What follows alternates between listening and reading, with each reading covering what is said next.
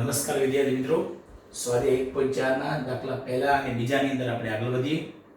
શું કીધું છે એટલે ખ્યાલ જ છે કે ભાગાકારની નામની પ્રક્રિયા વગર આપણે આ જે સમય સંખ્યાઓ આપી છે એનું દશાંશ સ્વરૂપ એટલે કે દશાંશ નિરૂપણ શાંત હશે કે અનંત આવૃત હશે આપણે કહેવાનું છે. લાસ્ટ વિડીયોની અંદર આપણે 1 થી 4 દાખલા જોયા હતા, દાખલા પહેલાના, અને સાથે બીજો દાખલો પણ કવર કરી નાખ્યો હતો કે જે દશાંશ નિરૂપણ શાંત હોય તો એનો આપણે દશાંશ નિરૂપણ શું થાય એ પણ આપણે જોઈ ગયા. હવે આપણે દાખલો 5મો 7મો અને 10મો જે એક જ કેટેગરીના છે એ, ત્યારબાદ 6ઠ્ઠો 8મો અને 9મો જે પણ એક કેટેગરીના છે એ આપણે એક પછી એક જોઈએ વિદ્યાર્થી મિત્રો.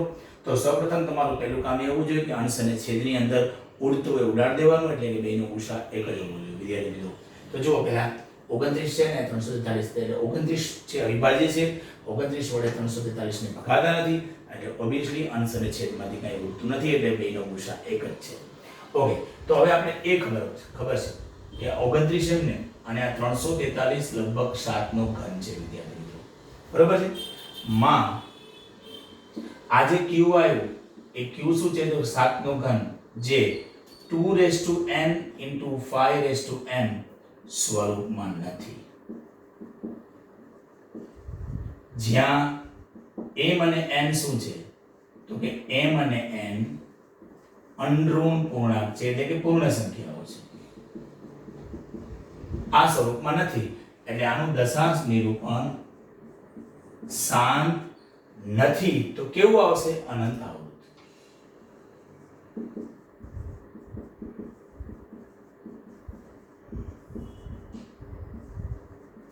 અનંત આવૃત છે. ઓકે વિદ્યાર્થી મિત્રો, સમજાઈ ગયું? હવે આપણે નેક્સ્ટ આગળ વધીએ. જો વિદ્યાર્થી મિત્રો અહીંયા 2 ની 2 ઘાત છે, 5 ની 7 ઘાત છે, એટલે 2 અને 5 ની ઘાત છે, પણ 7 ની પણ 5 ની 7 ઘાત છે અને 7 ની પણ 5 ઘાત છે. તો વિદ્યાર્થી મિત્રો પહેલા એ જુઓ કે ઉપર નીચે ઉડે છે. તો જુઓ વિદ્યાર્થી મિત્રો આને 2 વડે ભગાતું નથી, પણ જુઓ 9 ને 2 11 ને 12 3 વડે ભગાય છે, પણ નીચે કોઈ 3 છે જ નહીં, એટલે 3 વડે ઉડતું નથી. વિદ્યાર્થી મિત્રો 7 વડે ચેક કરીએ. 7 વડે ભાગો તો 7 * 7 5 બચશે, 5 અને 9 59 ને પાછા 7 વડે ભગાતા નથી, એટલે 7 વડે પણ ઉપર નીચે ઉડતું નથી. તો અહીંયા કહેવાનો મતલબ એમ કે ઉપર અને નીચે કાંઈ પણ ઉડતું નથી, 5 વડે નથી, 2 વડે નથી, 7 વડે, એટલે બંનેનો ગુસા એક જ આવે છે. તો આપણે જોઈએ કે આ જે લખીએ, બરોબર, એમાં જોઈ લો આ 2 ની ઘાત આવી, 5 ની ઘાત આવી, પણ સાથે સાથે ભેગી 7 ની પણ ઘાત છે, એટલે એમાં q કેટલું આવ્યું તો કે 2 ની 2 5 ની 7 ગુણ્યા 7 ની 5 ઘાત, જે આ સ્વરૂપમાં નથી.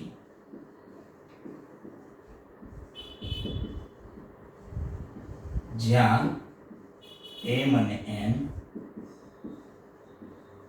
અનઋણ પૂર્ણાંકો છે, એટલે આ સ્વરૂપમાં ના હોય તો એનું દશાંશ નિરૂપણ કેવું થઈ જાય તો કે અનંત આવૃત.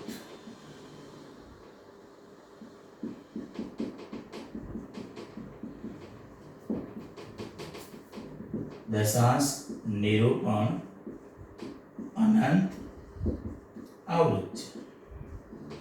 ઓકે, હવે વિદ્યાર્થી મિત્રો 10મો દાખલો જોઈએ. એની અંદર જુઓ પહેલા તો ઉપર નીચે ઉડતું હોય ઉડાડ દેવાનું. તો મારા ખ્યાલથી લગભગ 7 વડે આને ભગાય છે, અને આને 7 * 21, બરોબર. તો પહેલા 7 વડે ભગાય ઉડાડે, 7 વડે ભાગશું એટલે 11 આવશે, અને 7 * 21 એટલે 30 આવશે, એટલે આનો જવાબ આવે છે 11/30. હવે આપણે 30 ના અવયવ પાડીએ, બરોબર છે. તો અહીંયા પાડું છું તો 5 વડે ચાલે એટલે 5, અને અહીંયા 6, 2 વડે હાલે અને અહીંયા 3 વડે હાલે, અહીંયા આવશે 1. તો વિદ્યાર્થી મિત્રો 30 ના અવયવ આવે છે 5 ની 1 ઘાત, 2 ની 1 ઘાત, 3 ની 1 ઘાત, બરોબર છે. માં આજે q આવ્યું, જે 2m * 5n સ્વરૂપમાં નથી. કેમ જો 3 પર સાથે આવેલા છે, જ્યાં m અને n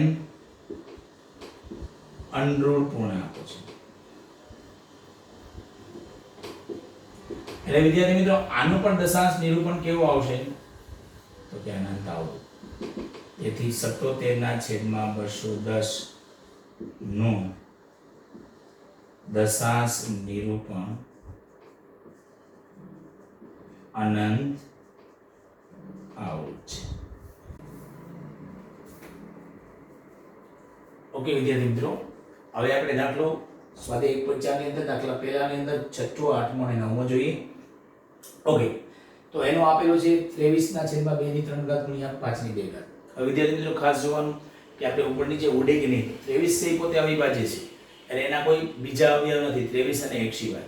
અને નીચે 2 અને 3 ની ઘાત છે એટલે નીચે 2 અને 5 જ અવયવ છે એટલે ઉપર નીચે ઉડતું નથી. ઓકે, તો આપણે એ જોઈ લઈએ ડાયરેક્ટ. તો જુઓ એનું દશાંશ સ્વરૂપમાં એટલે એના છેદ છે એ આપણું આ બરોબર છે 2n 5n સ્વરૂપમાં છે, જે 2n * 5n સ્વરૂપમાં છે, જ્યાં m અને n અનઋણ પૂર્ણાંકો છે. એટલે આનું દશાંશ સ્વરૂપ કેવું આવ્યું? શાંત આવ્યું.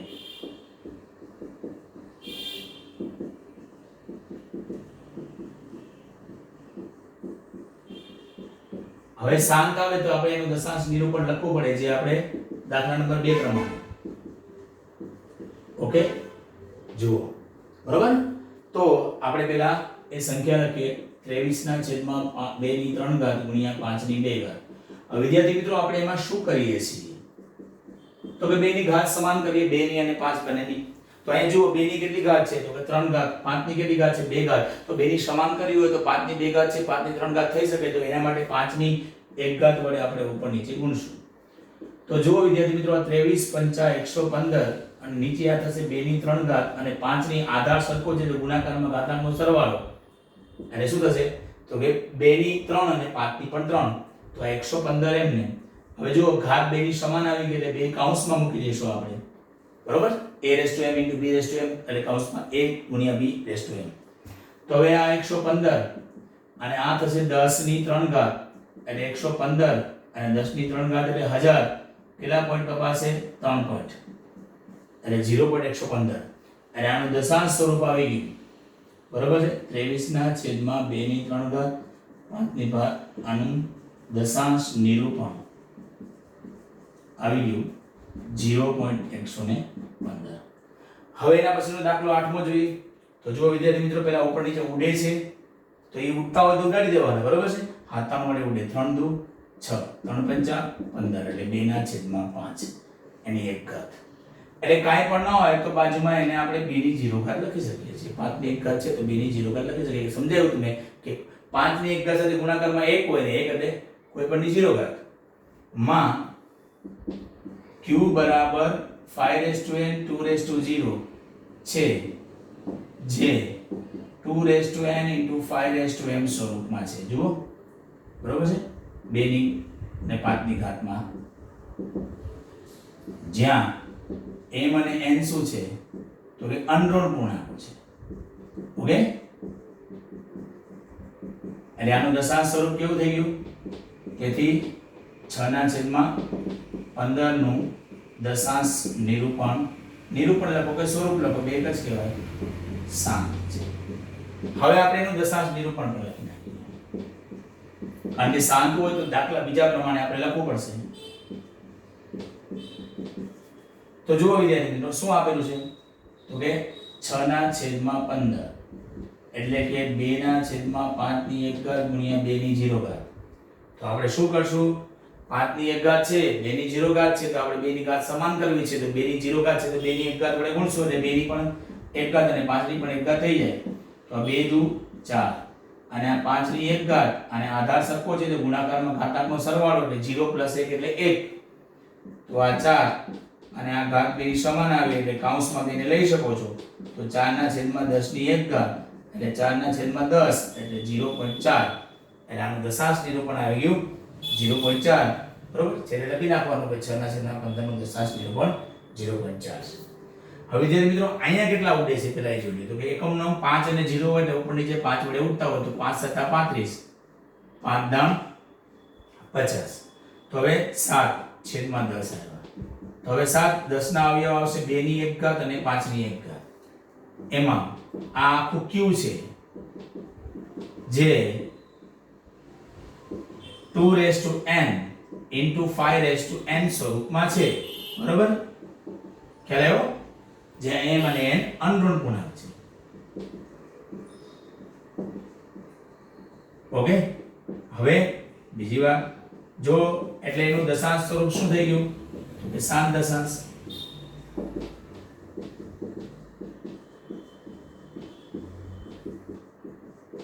હવે આપણે મેળવવું છે, અને મેં તમને વાત કરી હતી, જો અહીં સૌથી મોટી ઘાત હોય એટલા પોઈન્ટ પછી આંકડા હોય. ખબર પડી? અહીં જોઈ લો 2 ની 3 ઘાત મોટી આવતી હતી, પોઈન્ટ પછી 3 આંકડા. એ MCQ માટે ખાસ યાદ રાખજો. હવે આપણે આનું દશાંશ નિરૂપણ ફાઇન્ડ કરીએ. તો જુઓ વિદ્યાર્થી મિત્રો, આ 35/50 લખીએ પહેલા, પછી ફાઇનલી છેલ્લું સિમ્પ્લિફિકેશન શું આવ્યું હતું? 7/2 ગુણ્યા 5 ઘાત. અહીંયા વિદ્યાર્થી મિત્રો બંનેની ઘાત સમાન છે, એટલે આપણે ગુણવાની કાંઈ જરૂર નથી. તો જુઓ આ 7 એમને આ બંને ઉપર અંદર વહી આવશે, એટલે 7/10 ઘાત, એટલે અલ્ટિમેટલી 7/10 એટલે 0.7, 1 પર કપાઈ જશે. તો આ એનું દશાંશ નિરૂપણ આવી ગયું, બરોબર છે? તો આ સાથે વિદ્યાર્થી મિત્રો આપણો દાખલો બીજો અને પહેલો સમાપ્ત થયો. ઓકે.